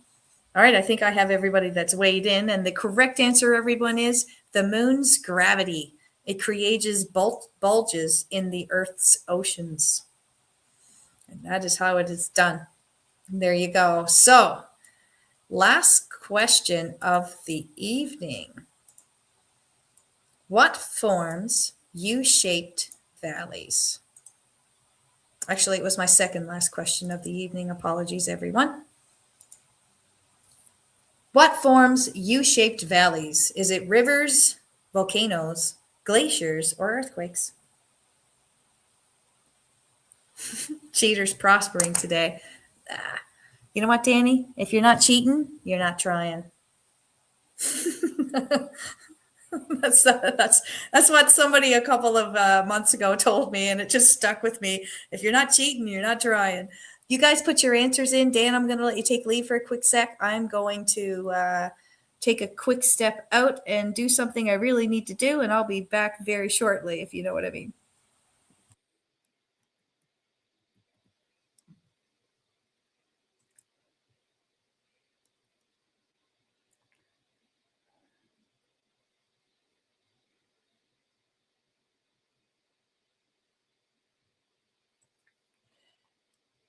Let's see. We got volcanoes, glaciers, couple volcanoes, a few. Oh, excuse me. Let me take a drink and hopefully that'll help my voice. Several glaciers, which is my answer. You say glaciers, hey? Yep. And we had a few, couple volcanoes, so mixed bag here. Bruce says glacier. Dave says volcanoes. Danny says no idea, but she guessed the volcanoes. That's awesome. Troy says glaciers. And last one here is Dwayne with glaciers. All right, guys. The correct answer is glaciers. Good job. Good job to all of you. Slow ice movement, carved wide valleys. Sorry, I'm surprised you didn't get that right, Dwayne. Dave, sorry. Last question of the evening. And it is, a relationship where both species benefit is called what? It's definitely not marriage. It's definitely not marriage. I'm kidding. It's a joke. It's a joke. A relationship where both species benefit is called parasitism. I'm just going to let you guys read those things. Mutualism and predation. All right. We have the majority here. Okay. So Danny says, well, she laughed at me. It is a joke, but I mean, I'm kind of sort of not untrue either. It's not marriage. So Danny came in first with mutualism. Same with Bruce. Bruce has mutualism. Troy says parasitism. Dwayne says mutualism. It's mutualism. And Dave says symbiotic, and I would challenge the precious ones as well. Too general of a question. Ooh, he doesn't like the ambiguity of the question. And you know what? Troy wants to change his answer to C, which is mutualism, which is the actual correct answer of the question is mutualism. Bees and flowers or marriage, when everyone's doing their part, can benefit. I would have to agree with David that symbiotic is an answer too, but It could that be. wasn't a choice. Correct. That's right. David likes to add it up. That's why we like him coming into the chat and adding a little bit different of a perspective for us all to see. He's on his own part of the spectrum, I suppose. The symbiotic is more like the cleaner fish for the turtles that Correct. eat the Correct. I would agree fungus with off you of with the that. shells. Yep. And you were lucky, Troy, to get your flip of answer in before I actually answered it as well. So that was pretty good. I'm going to hide that. Hide that. All right, guys. I'm going to tally it up. Let's find out who is smarter. Was it Dan or was it the chat? Just 1 second here. Boom, boom, boom, boom, boom, boom. Drum roll. 20. Okay. I agree, Danny. Because when we did a live when Lucy was alive, you sure heard a dog barking in our lives. Though I think she puts them in a different room. No, actually, I've got 3 of the dogs right here. Oh, really? they're just passed over on the side of me. Yeah, and Gus is drugged right now. I don't know if you saw the video of Gus. He got hurt, overexerted in the woods the other day. The snow was a bit high, so he's not feeling anything at this point, but he's good. 20, 25, 30. Oh, God, we got some close. We have some really, really, really close calls here. Wow. Okay. Danny, I'd love to put you in that category, but you came in here last. But I got to say, in the questions that you did hear, you got a lot of them pretty correct. So I will give you kudos for that. And thank you very much. I'm always, they bark every once in a while, but generally they're pretty well behaved. Thank you very much, Troy. I take great pride in my dogs. And yes, everybody who's reached out, Gus is doing well. He was running through the woods the other day, on one of the regular walks, and they ended up getting into some really dense areas where it had heavy snow and whatnot. And he pushed through it. And when he got home, he was just overexerted. The next day, he was like, he wasn't able to support himself properly and whatnot. So I I kind of, let him go for like a day or so to see how he would recover on his own. But he's 11. So on day 3, when he was still not, moving very well, that was when I brought him into the vet. And now he's on some anti-inflammatories and painkillers. And he actually has showed massive improvement over the past couple of days. So thank you very much. It was breaking my heart, because you think to yourself, what could I have done to avoid him going through this right now kind of deal? I just couldn't get it out of my head. It's pitiful. And they can't even tell you either, like exactly where they're hurt. So that's tough too. So I know I've been stalling, but do you want to hear who has the top points tonight? It is Mr. Troy. Troy, you have 36 points. Troy, you've been trailed Good by job, Troy. That's right. Troy wins today. Dwayne, you are in second place at 35 points. It was only 1 point away. And in third place was Bruce. Bruce came in at third place. There you go. You were pretty close though, Dan. Yeah, you missed a couple there, but first, second, third. First was Troy, then it was Dwayne, and then it was Bruce. So today the chat has won, Dan. They won against the hot seat. So I'd like to see who else would like to come on here and sit in the hot seat, and we'll see with the next one. If I remember correctly, the chat won against Dwayne as well when I had him on the hot seat. So good job, chat. I really love it that you all came in here and participated. That's what makes this all fun. Don't you think, Dan? Mm-hmm. Yeah, that's good. Before we wrap up, one last thing I learned this week.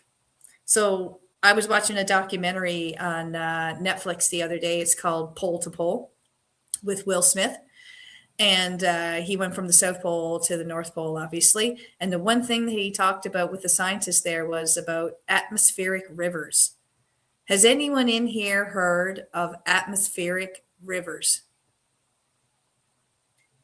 He was saying that they're called sky rivers as well, aka, but it's a massive stream of water vapor flowing through the atmosphere, and some carry more water than the Amazon River, is what he said in this documentary. I thought, can you imagine standing there and having this huge flow of water going over you and all these little particles that's more than in the Amazon River? I thought that was amazing. So I thought I'd share that, what I learned this week, to you all. So next time it pours, remember that there might have been a river in the sky somewhere near you where maybe that caused that rain that you're getting that day. So anyways, everybody, I thought I would share that, and thank you for spending part of your Sunday with me. I hope you have a great week, and I'll see you next time on Kearney's Lounge. All right, so I'm going to stay on here. Thank you very much, everybody, for being on today. I thought that was fun. See y'all. Thank you.